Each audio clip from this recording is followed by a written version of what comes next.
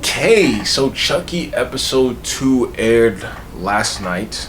I guess this video will go up the day after. Yeah, probably the day after. So we got to talk about it, and we got a lot of notes here to discuss, so let's go right into it. Say hi to the little woman for me.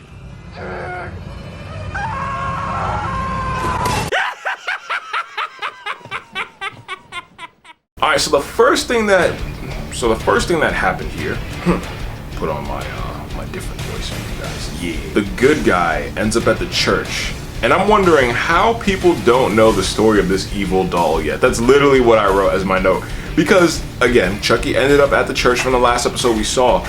But since the doll has been around and even the kids can do something as simple as look up Andy, how is it that the church, you know what I'm saying? Like, how do they not know the evil that goes around with this doll? Like, take the Annabelle doll, for example. Everybody knows unanimously about that thing. You know what I'm saying? And then on top of that, the Seed of Chucky film, they had a Chucky movie based in that universe. So all the people in that universe should know about Chucky. Why they just let the doll in there is beyond me. And it's a church, like, I don't know. Let's go on to the next point. So they gave Lexi a roommate, and this is the thing that they went over in the very beginning of the episode. Each of the kids gets a roommate. So Jake and Devin Evans, I like saying that name, Devin Evans. Jake and Devin Evans end up in the same room together, which, boy, you already know what's going to be happening in those bed sheets. But that's not the point. The point is Lexi gets a roommate, and for the longest time that I'm watching the episode, I'm like, yo, is that girl going to end up being like Glenn or Glenda or something? Like, she's a redhead too, and she wears glasses. I feel like one of them wears glasses in the trailer that we saw, but maybe I'm wrong. But the roommate consistently like wets the bed or something like that. It was so weird. One thing I did like about this episode was that Jake blames himself for the situation that everybody's in, including the death of the little kid that was his foster brother. Now, this shows a more human side to Jake. You guys know I love human stories. That's what I love the most, is when you tell a human story, because it's so relatable. That's why Spider-Man Miles Morales is that's why Spider-Man Into the Spider-Verse is my favorite film. That's why it's the most relatable film for me, because it tells a human story.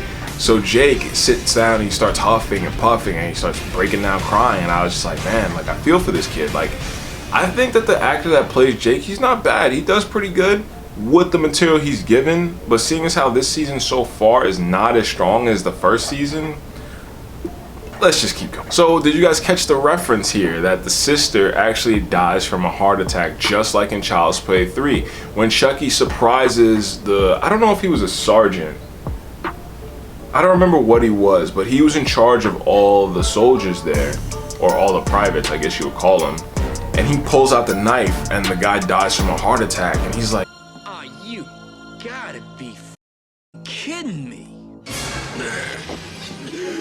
So then the sister, he just jumps out, and the same thing happens. She dies from a heart attack, and he's like, I am so scary that you died from a heart attack. Thank you. It was pretty funny. And that's what this season is missing, bro.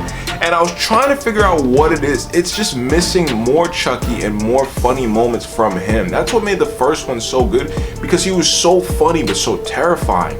This season, it doesn't feel like that with Chucky. It feels like he's too comical, but he's not in the show enough. But let's keep going. The weirdest thing about the sister dying was the church just kind of brushed it off. It was like nothing happened. Like, it was so strange. They were just like, okay, well, she's dead, so let's just all go back to class. Like, it was like, what? Like, there's no like, we should grieve or we should pray for the sister because, you know, this is a Catholic church. There was none of that. It was just like, hey, everybody, let's just go back to class. I was like, really? That's what y'all doing? Like, y'all don't even care. Like, y'all not even trying. And then one thing I noticed was Chucky keeps taking pictures throughout the episode. He's taking photos. And I'm wondering, like, why is he doing that? So one thing that the kids noticed when they actually captured Chucky was they said that this Chucky doll is a scout, which means Chucky's planning something. What he could be planning, maybe he's taking photos of the entire church to figure out like where exactly to attack or something. I'm not sure. Maybe he's trying to set up the kids or something like that. I really don't know. But it shows a different side to Chucky. But we all know Chucky's a plotter. Like, we've seen in the movies, he's plotted several times. So whatever he's planning, it ain't gonna be good. And then Nika, we find out, is actually working with Chuck. Wow, I always say actually. I should keep like an actually counter on the screen or something. I say that so much in my videos. It's bothering me. But Nika is, I almost said it again, is working with Chucky to try and get back at Tiffany. And how this is gonna work, I have no clue, but like Chucky said, if Tiffany finds out, she's as good as done. Because this is one thing I noticed about the relationship between Chucky and Tiffany. It's very reminiscent to Harley Quinn and the Joker, where they say this all the time. Harley is worse than the Joker, but it's just that since she's with him, he kind of keeps her in check. But she has the potential to be worse than him, and Tiffany is the same thing. She's worse than him.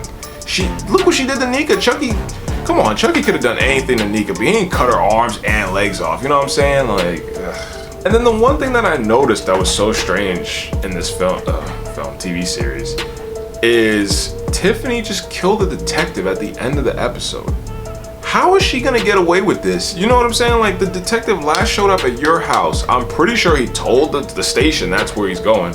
He's gonna be missing. How is she gonna pull this off and get away with it? Because I remember in Bride of Chucky, she did kill a cop. She got away with that. I have no clue how. Because one thing about Tiffany, well, then again, her character did end up dying after the fact. So even if they figured out it was her, there was nothing they could do about it. But this time, Jennifer Tilly's still alive, so how is she gonna get away with this? I have no clue. But at the end of the episode, Glenn and Glenda show up, and that's where it ends off. So, like I was saying throughout this entire review, guys, one thing I really take note of is why the show is not as good as the first season, and it's the horror element and it's the Chucky element. The show is literally called Chucky, yet he's barely in the show. This season mostly focuses on the kids, and I don't have a problem with that per se, but it's just the kids ain't really that interesting. Besides Jake, I mean, I don't care about Devin. Lexi's cool too. Like, I actually do like, you see, I said actually again. You see that? See it? I do like Lexi, but they're not exploring her story enough with the drugs, you know what I'm saying? They're not exploring her addiction that much.